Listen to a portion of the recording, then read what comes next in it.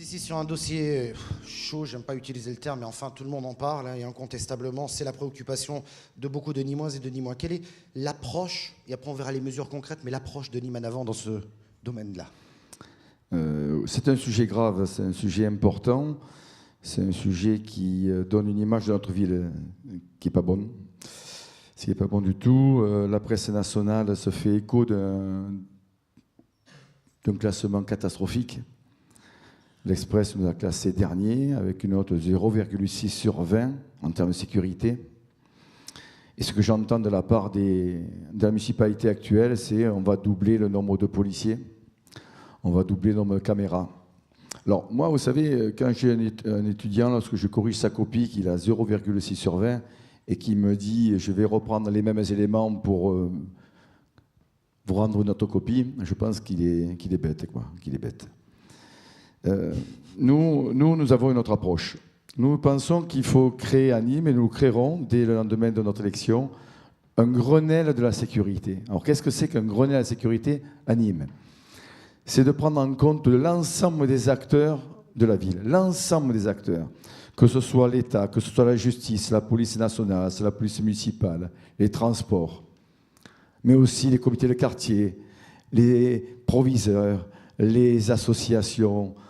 Toutes les forces vives de la cité seront réunies pour travailler et pour apporter des solutions. C'est une méthode, un Grenelle, c'est un objectif, ce sont des intentions.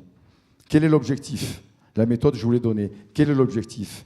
L'objectif, c'est la lutte contre les incivilités.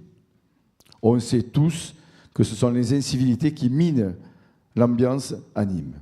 Donc, c'est la cible. On lutte contre les incivilités.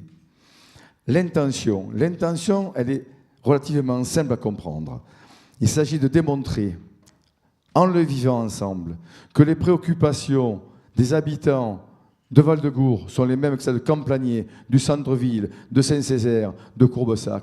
Nous sommes tous embêtés par ces incivilités, et de prendre conscience qu'on a tous le même problème apaise, fait comprendre que c'est un problème que nous devons travailler ensemble en toute responsabilité. Ça, c'est le premier élément. Mais ça ne suffira pas, bien entendu. Nous pensons qu'il faut donner plus de moyens à la police municipale. Et nous pensons qu'il faut que maintenant on parle agglomération. Il faut que la police devienne une police d'agglomération. Pourquoi? Premièrement, parce que les incivilités, la petite délinquance, ce qui nous embête, elle n'a pas de frontières, elle ne s'arrête pas aux frontières de la commune. Elle va sur l'ensemble de la métropole. Nous sommes une commune de 150 000 habitants, métropole 250 000 habitants, il faut prendre le problème de l'ensemble. Mais aussi, d'avoir une police d'agglomération permet à cette police d'avoir plus de moyens. Il faut savoir que 70 à 80% du budget de l'agglo viennent de la ville de Nîmes. Mais ça veut aussi dire que 20 à 30% est pris en compte par les autres communes. Donc plus de moyens donnés à cette police municipale, plus de moyens donnés en termes humains. Si le Grenelle environnement, de sécurité, pardon, Oui, c'est pour décide qu'il faut plus de caméras, plus de policiers, et il y aura plus de caméras, plus de policiers, mais c'est le Grenelle de la sécurité qui le dira. Troisième possibilité que nous voulons mettre en place, c'est la création d'unités spéciales d'action et de prévention dans deux secteurs. Dans les transports, parce qu'il y a des problèmes. Dans les quartiers défavorisés, parce qu'il y a des problèmes également.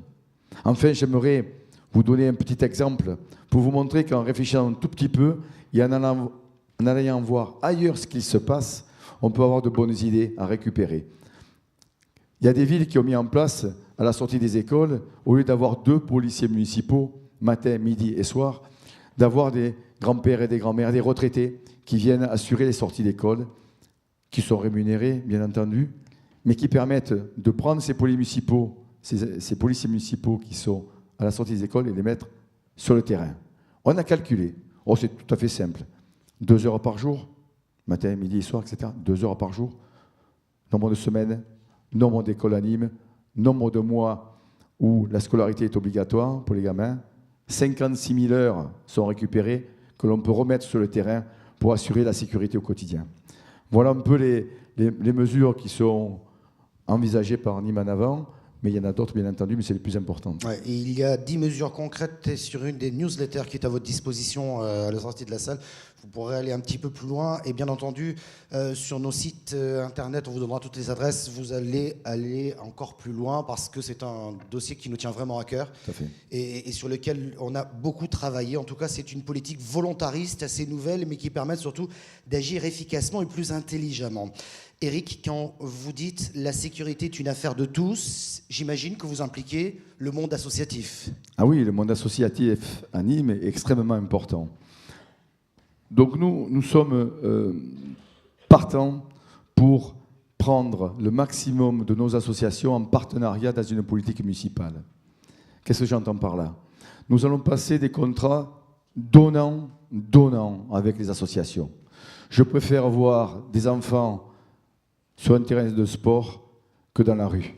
Je préfère voir des enfants dans un théâtre que dans la rue. Je préfère voir des enfants qui font de la musique que dans la rue. Les associations qui joueront le jeu avec cette politique municipale-là seront aidées. Je suis allé à Annecy, parce qu'Annecy a une politique en matière sportive extraordinaire. C'est le numéro 1 en France. Donc je suis allé les voir. J'ai été reçu par l'adjoint au maire au sport, 54 000 habitants, 22 000 licenciés. J'ai dit, qu'est-ce qui se passe? Donc je suis allé voir. Il m'a expliqué, il m'a donné des solutions. Ces solutions, nous les appliquerons à Nîmes. Je l'expliquerai quand on parlera de sport à ce moment-là. Les associations qui jouent le jeu vont voir des aides se multiplier par 2, par 3, par 4. Alors qu'est-ce qui m'a conduit à avoir ce regard-là? Je suis allé voir une association de boxe au palais du Pont de Justice et je sais qu'il y a le responsable qui est là, Christian Panzani. J'ai été extrêmement surpris et très agréablement surpris par une association de ce type-là. Des centaines de personnes qui travaillent, qui se régalent, qui travaillent au travers du sport, en utilisant les valeurs du sport, la règle du sport, l'humanité, le rapport à l'autre. Malheureusement, je le dis, et je sais que Christian est là, dans un cadre qui n'est pas digne du travail effectué.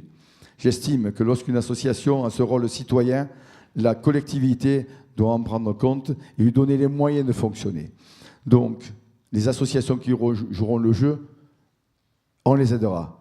Celles qui ne jouent pas le jeu, celles qui ne s'inscriront pas dans cette politique-là, eh bien, elles n'oseront rien. Voilà qui est dit.